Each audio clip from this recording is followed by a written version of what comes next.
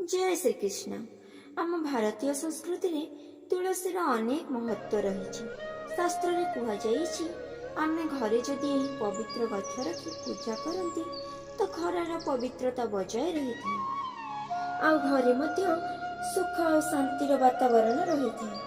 तुलसी गछ भगवान विष्णुंकर प्रिय अटे एवं तुलसी गछर पत्र विभिन्न प्रकार औषध तैयारी होइଥାଏ। एहीपरि भाବରେ तुलसी आमर विभिन्न प्रकार उपकार लगी था। तुलसी तीन प्रकार कृष्ण धला तुलसी आउ राम तुलसी तो सबुठारु कृष्ण तुलसी होछि जार अधिक महत्व रही। तुलसी पूजा करने द्वारा आम मन रे शांति रही थाए आउ आमर पाप मध्य नाश होई थाए। तो आम तो प्रत्येक दिन तुलसी गछ मूल जल दे था किंतु जल देला बेले आपे को मंत्र उच्चारण करबा उचित ताहा हमें कहीं जानी न। तुलसी गछरे जल देला बेले एही मंत्र उच्चारण करबा द्वारा आमर धन समृद्धि वृद्धि होइଥାଏ एवं रोग व्याधि ठारू दूरेई रही थाउ।